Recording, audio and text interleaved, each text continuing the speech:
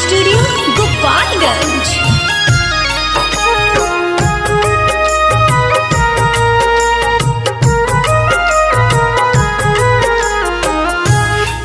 Doctor साहब कहे रमुआ ना बुझाता, डॉक्टर साहब कहे रमुआ ना बुझाता, देह में बेचैनी बढ़ल जाता, छाती चिर के दिल निकल दी दुखाता, छाती चिर के दिल निकल दी दुखाता।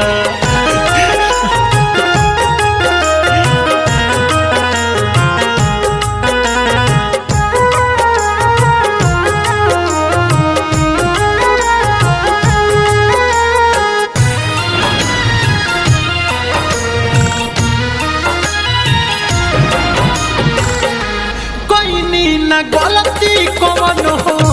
तब हमके छोड़ दी हाली,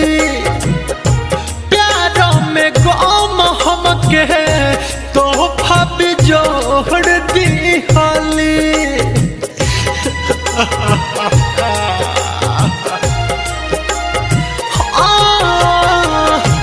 कोई न गलती कौन हो तब हमके छोड़ दी हाली, प्यार में कम हमके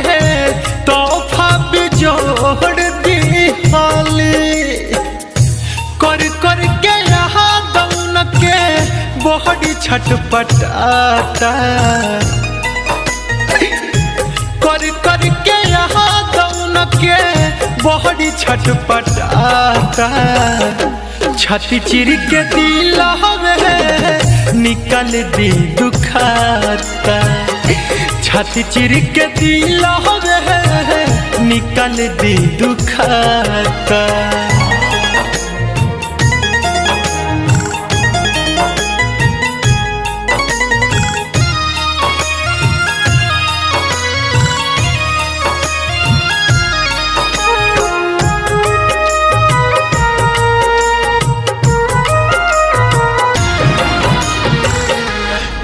डॉक्टर साहब चाहे देती जहर के सुईला के, भूल गईली कैसे सुनी वादा कसम तो खा के,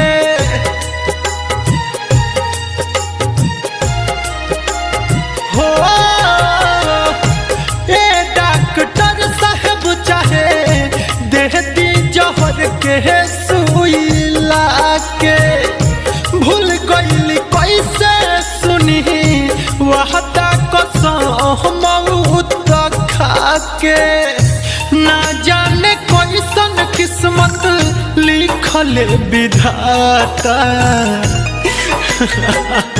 ना जाने कैसन किस्मत लिखल विधाता, छाती चिर के दिल निकल दी दुखाता, छाती चिर के दिल निकल दी दुखाता।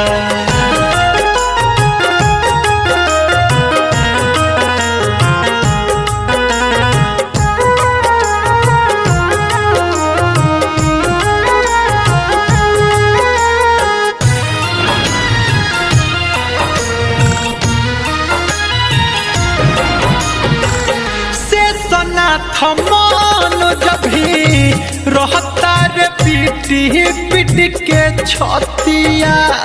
दीपक दीवाना के देखी के वही सन हलतिया,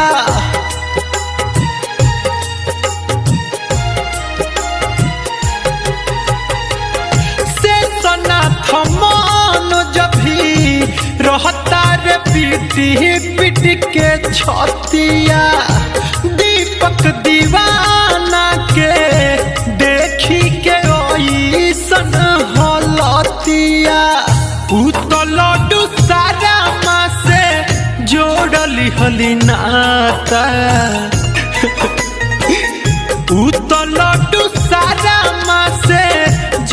तोड़ली हली नाता छाती चिर के दिल हवे निकाल दी दुखाता छाती चिर के दिल हवे निकाल दी दुखाता ए डॉक्टर साहब कहे रउआ ना बुझाता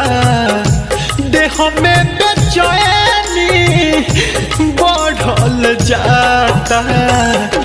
छाती चिर के दिल हवे निकाल दी दुखाता छाती चिर के दिल हवे निकाल दी दुखाता।